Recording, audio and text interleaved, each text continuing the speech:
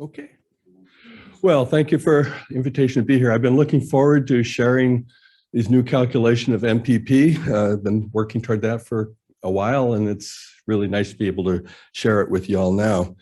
Lots of people involved in the data that are behind that, and that's actually one of the really fun things about doing this kind of work, is it does involve so many people and data streams.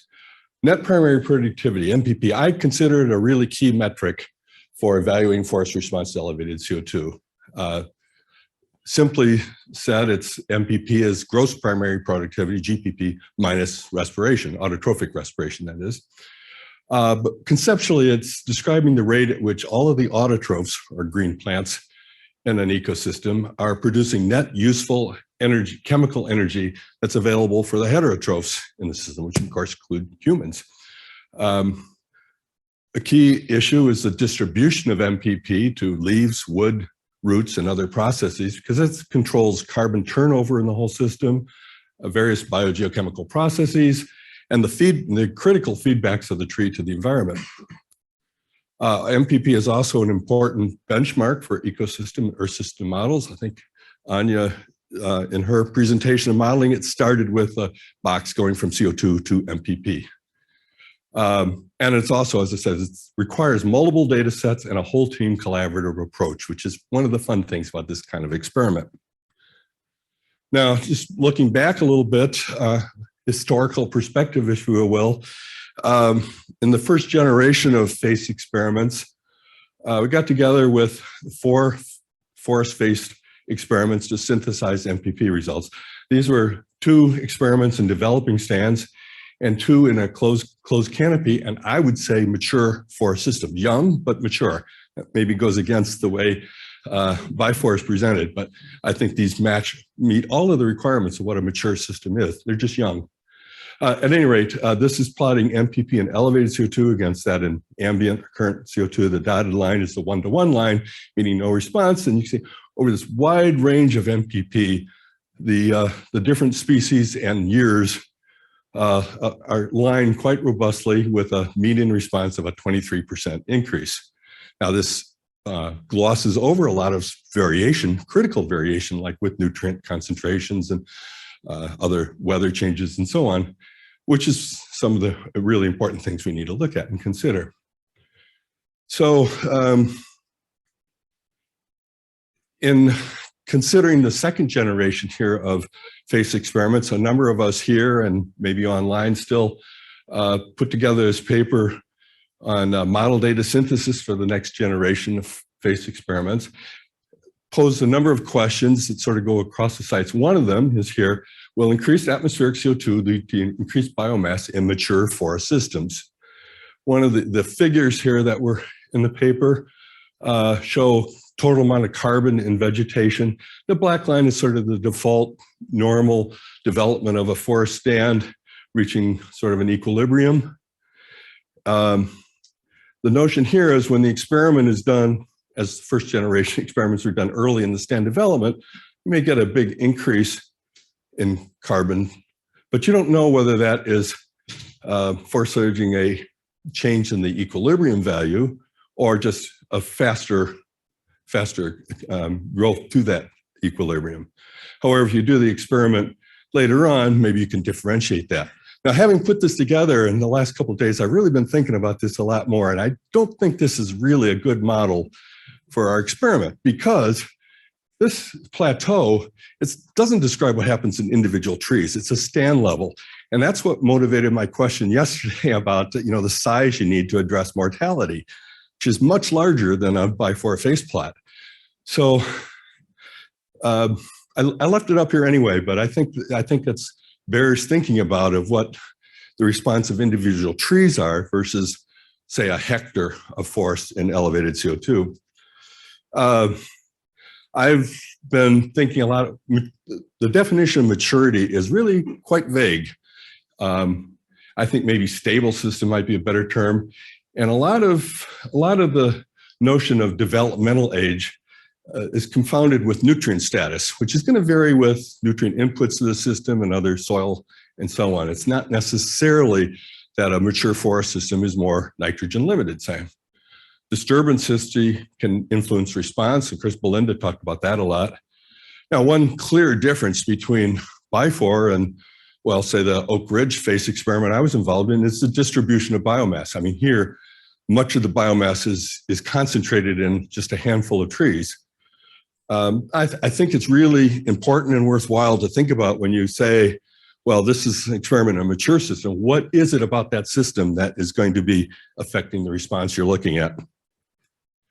Well, to get at MPP, there's a lot of different data sources. We use the dendrometers to get change in diameter, from which through allometric equations we get biomass increment, dry matter increment. The tree coring was really essential for getting pre-treatment information on the stands. Litter baskets to get leaf production and reproductive output.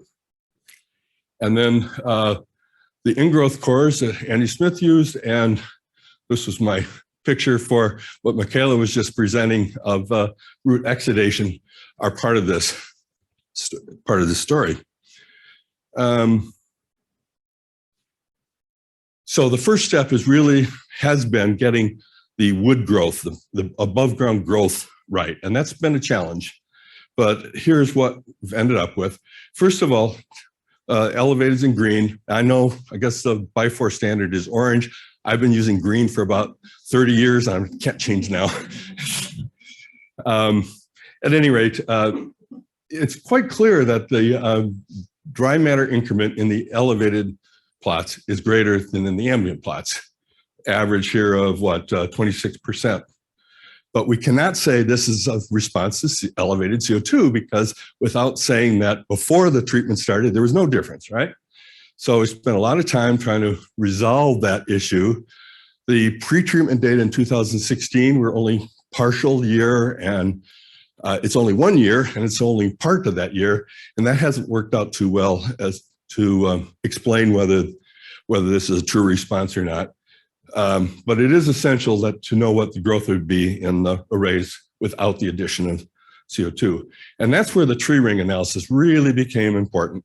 So Neil Loader first presented the graph in the data in something like this. I converted ring width to basal area increment, and then normalized the basal area increment for the years 2011 to 2015, and then plotted out. And you can see that the two arrays prior to CO2 are really close together. And then they immediately after the fumigation started, they separated. This was really cool to see. I mean, this was a first strong evidence. Boy, this is sort of definitive. Now, another thing you can see here is that they're all of the plots are declining off this growth trajectory. Maybe this is a more regional scale response, or maybe it's an artifact of construction. We don't know, but that's something we need to resolve. Looking at this in a little bit more detail, same data though, you can see the very little response in the pre-treatment year based on this after this normalization. So that's good news. And then you see the percentage increases here, averaging at 28%. So having resolved a lot of the above ground growth, it was time to move ahead to MPP. It really wasn't worth doing that until we had some resolution on this critical part of it. Now, I can't go into this slide. It's all of the details of a lot of the calculation, a lot of the assumptions.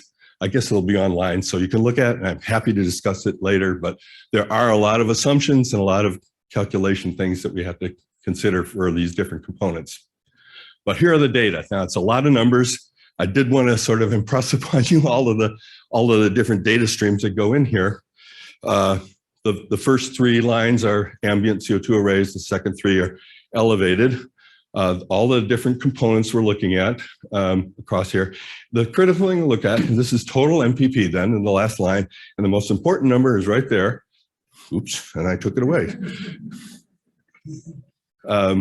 Is right there. That's a 19% increase in MPP in elevated CO2. That was pretty neat to see. You can look at some detail, and you see that the biggest components are wood growth, oak wood growth. Understory wood doesn't contribute very much at all. Leaves, both understory and oak leaves, are a big component of NPP. Fine roots, fine root production is a very big component. Reproduction, acorns, and exudation, as Michaela was just saying, are also small but reasonable contributors to NPP. And I should say, it's been fun trying to work exudation in here, because I think everyone knows that exudation should be part of NPP, but it's very rarely done. The data that most people collect just cannot be scaled up to this. So there's a lot of assumptions and hand waving a little bit we've had to do, but I think we'll continue to improve that estimate. Now we can look at allocation, the relative distribution. Here I'm lumping together the different wood components and so on. And you can see the relative allocation. Well, first of all, you can see that the allocation to wood is greatest, and leaves and fine roots about equal, and the other two components fairly small. You can also see the relative allocation to wood is increased in elevated CO2, but similar in leaves. Surprisingly to me, the relative allocation to fine roots is less in elevated CO2. But that's important information for looking at the overall fate of carbon in the ecosystem, because some of this is high turnover tissue and some is much slower. It's very useful to see that this number for BIFoR MPP and ambient CO2 is in line with other systems. I mean, it's sort of a check on that we're doing something right anyway. Amazon face, not surprisingly, has greater MPP. This is the ORNL face up there, a little bit less. Wytham Woods nearby, similar. And you also can see that the relative allocation to components is fairly similar. Also, you can look at whether the 19% enhancement is in line with other information. First of all, I showed this graph earlier, and BIFoR fits right on there. That's pretty cool. I didn't show this global model of Thomas Hickler from, I think, 2005, looking at MPP enhancement without any nutrient